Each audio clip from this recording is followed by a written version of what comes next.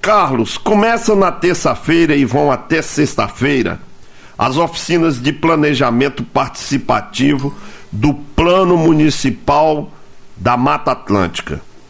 Uma realização da SAPI, Sociedade Amigos de Itaúnas, o SOS Mata Atlântica, Suzano e prefeituras locais.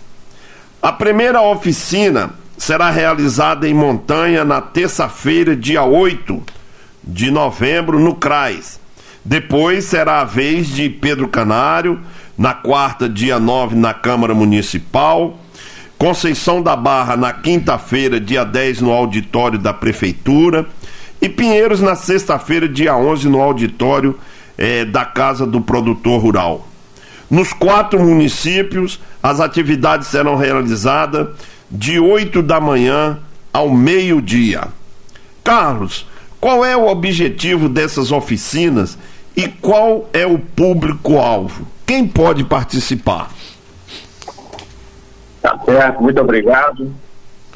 É de Deus, Toninho de Deus, essa oportunidade aqui de poder divulgar esse trabalho muito importante.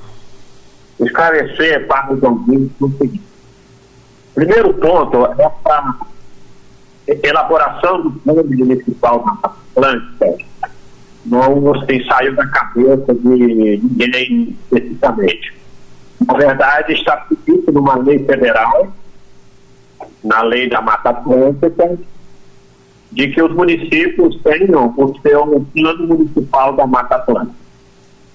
Infelizmente, e há anos e anos nós já temos isso na lei, infelizmente os governos passados, todos os níveis, federal, municipal, estadual, não deram a devida atenção na importância desse plano.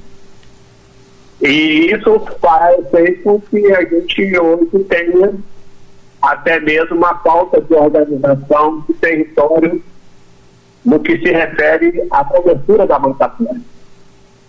Então, esse ano, aliás, começou esse ano, mas desde o ano passado, a Fundação SOS Mata Atlântica, preocupada com essa situação, desafiou uma empresa que atua na região, no sentido de facilitar a elaboração desse plano. Então eles fizeram um convênio, e aí então a SOS Mata Atlântica abriu um edital de seleção de instituições para elaborar o plano nos municípios contemplados. Aí no norte foram escolhidos Montanha, Pinheiros, Pedro Canário e Conceição da Barra e São Mateus. Só que São Mateus não somos nós que estamos fazendo, é uma outra instituição. Você pode me interromper a hora que você quiser. Então, esses planos eles estão sendo elaborados desde então. E trabalhamos direto com o Conselho Municipal do Meio Ambiente. Agora, qual a importância da participação da sociedade? E eu vou me referir a essa região especificamente. Nesse plano, nós temos a oportunidade de definir quais, por exemplo, as áreas prioritárias para recuperação ou preservação da Mata Atlântica. E nós sabemos que essa região está muito prejudicada com a questão da conservação da Mata Atlântica. Então, daí a importante participação da sociedade. Carlos, o jornalista Wilson Oliveira, o som que está saindo aí do seu celular, ele não está muito bom. Então, em alguns momentos, as pessoas não estão conseguindo entender o que você fala. Tenta, por gentileza, falar diretamente no microfone do seu celular ali, normalmente, para ver se a gente melhora isso. Ao mesmo tempo, eu quero aproveitar E você também é uma pessoa amiga do BenTV.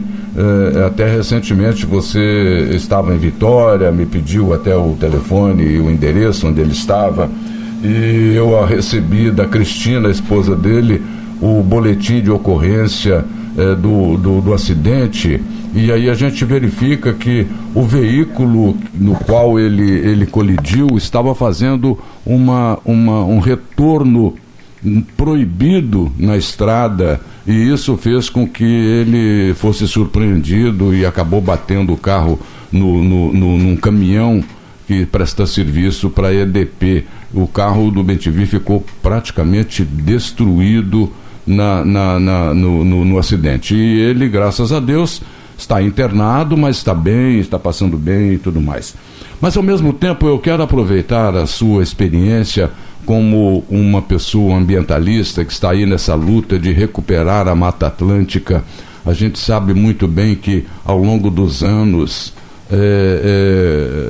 de forma que o setor empresarial, né, há anos e anos atrás não tinha essa mesma consciência de hoje da questão da importância do ambiente, de preservação ambiental, etc. Então nós tivemos aí praticamente quase toda a Mata Atlântica destruída ao longo do tempo. E hoje você faz esse trabalho junto às comunidades, ao setor rural, às empresas que atuam nessa área, no sentido de tentar replantar isso aí. A gente sabe muito bem que voltar a ter aquela Mata Atlântica que tinha quando o Brasil foi descoberto vai levar pelo menos uns 500 anos no mínimo. Mas eu queria te perguntar, há uma categoria muito importante que recentemente nós aqui da Rede Barcos, o Toninho de Deus, o André Oliveira, juntamente com deputados e autoridades do Estado, ajudaram a resolver, que era o problema dos lenhadores, né? A carta do facho, aquela sobra que fica da plantação do eucalipto. Os lenhadores são muito importantes nesse processo. Eles estão participando dessa sua luta, desse trabalho? Eles foram chamados a participar, Carlos? Ok, obrigado. Tá bom. Como é que tá o som agora? Agora melhorou bastante. Tá bom. Primeiramente, eu não posso deixar de fazer uma referência aí ao nosso amigo BenTV. Nossa, quando eu recebi a notícia, fiquei muito, assim, para baixo mesmo, porque a notícia inicial que ele tinha sofrido um acidente, né? Graças a Deus, eu me comuniquei com a esposa dele e ele estava saindo da UTI já. Então, assim, a gente tem que dar graças a Deus que, apesar dessa falha, né, do outro motorista, do erro, Deus preservou a vida dele. Então, assim, é uma pessoa muito querida, muito batalhadora, e a gente não poderia perder um homem como esse no nosso meio. Então, não podemos esquecer a agradecer a Deus sobre isso. Com relação ao motorista infrator, eu creio que devem ser tomadas as devidas providências legais, né, para que a justiça seja feita no sentido de que isso não aconteça com uma outra pessoa, né? Muito bem. Então, quero deixar esse registro aqui. Sobre a questão aí da participação dos lenhadores, você falou uma coisa que inclusive é bíblica. Havia uma lei no tempo judaico de que os produtores deveriam, aquilo que caísse no chão, deveriam deixar para que as pessoas que precisassem pudessem recolher para o seu próprio benefício. Interessante, né? E aqui teve que ter uma luta para isso ser conseguido. E os lenhadores são fundamentais, não só eles, mas as comunidades quilombolas aí da região. Os assentamentos são importantíssimos da região, porque eles têm um contato e uma relação não só social, mas espiritualmente também com a terra. Assim como em Aracruz nós temos as comunidades indígenas. Então, essa população é a população mais frágil no processo de discussão sobre o uso da terra. Então, eu até assim, convido muito especialmente que pessoas, representantes dessas comunidades quilombolas, dos lenhadores, dos assentamentos, estejam presentes nessas reuniões aí de Pedro Canário, de Conceição da Barra, de Pinheiros e de Montanha. E eu me dirijo especialmente ao pessoal de Conceição da Barra e Pedro Canário, de que estejam presentes. Porque se vocês não estiverem presentes, outros vão tomar a decisão por vocês. E nós sabemos que há um conflito fundiário de muitos anos na região. E a gente precisa caminhar para uma solução definitiva, como foi feito nas comunidades indígenas aqui em Aracruz. Não podemos mais ficar alimentando esse conflito aí. E aí, os políticos e as empresas envolvidas precisam também estar participando disso. Então, essa é uma oportunidade nos planos de que a gente possa partir para uma solução definitiva a partir desse tema, né, dessa proposta de organizar o território com relação à Mata Atlântica como um todo. Então é isso aí que eu gostaria de deixar registrado também. Muito bem, Carlos. Pelo que eu entendi, então a participação dos lenhadores e representantes dos lenhadores nesses encontros, nessas oficinas, é extremamente importante, porque significa que eles poderão opinar sobre a criação desses planos municipais em relação à Mata Atlântica, não é? E se eles não estiverem presentes, como você disse, vai prevalecer a vontade de outros que certamente estarão participando, né? Então, inclusive, do interesse deles, não é? Sim, não, eu diria que é de interesse nosso, e mais nosso, porque nós não podemos avançar sem ter a participação deles. E inclusive, eles, nessas oficinas, eles podem indicar áreas onde eles precisam estar liberados para fazer o seu trabalho. Assim como os produtores rurais também. Assim como outras instituições podem indicar áreas para reflorestamento. Porque o que acontece? Se lá se definir, essa área tem que ficar reservada para reflorestar. Essa decisão vai ser tomada no Conselho Municipal.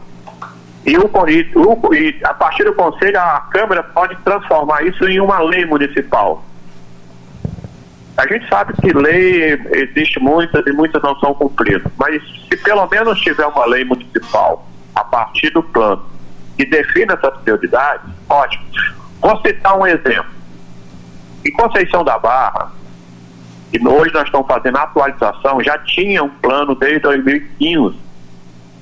E uma certa área foi definida lá como prioritária para preservação, para reflorestamento. Essa é justamente a área que deu maior conflito aí quando ela foi destinada para uma outra finalidade. E como não havia nenhum respaldo legal em termos de plano da Mata Atlântica, ou seja, não foi transformada em lei, essa área acabou sendo utilizada para uma outra finalidade e não de reflorestamento de mata nativa. E aí perdemos essa área. Então é importante a participação aí de todos. Ok, Humberto André Oliveira aqui falando. Até para a compreensão assim da população que está nos ouvindo, né, dos ouvintes, dos internautas e que não estão muito ligados a esse tema, dá uma esmiuçada no tipo das informações que serão coletadas nessas oficinas para a composição desses planos municipais da Mata Atlântica, claro, e aí dentro das particularidades de cada um desses 4 municípios? Tá, então vamos lá. Basicamente, a equipe, que eu quero deixar registrado aqui, que não é o Carlos Humberto, é a equipe da SAP, Sociedade, né, dos Amigos do Parque, do Rio Itaúnas, né? E como equipe nós estamos desenvolvendo, liderado pela Márcia, que é a presidente lá da ONG. E nessa oficina são apresentados, vamos lá, todo o mapa trabalhado, georreferenciado, mapas bem detalhados de como está o uso do território, por exemplo, em Conceição da Barra. Ali nós temos uma mata, ali nós temos pasto, ali nós temos isso, enfim. Essas áreas vão ser reconhecidas pelos participantes. E ali nós vamos discutir juntos o que se pode fazer para melhorar, para aumentar a cobertura florestal do município. Onde seriam as áreas prioritárias para fazer um reflorestamento ou para definir uma unidade de conservação, visando sempre também a questão hídrica. Enfim, com essa participação, ela visa exatamente conferir essas áreas, identificar e decidir juntos ali o que fazer nos próximos anos. Então, no grupo ali pode dizer, essa área aqui a gente ninguém deve mexer, nem governo, nem empresa, aqui a gente tem que reflorestar porque é necessário. Protege as nascentes, protege isso, protege aquilo.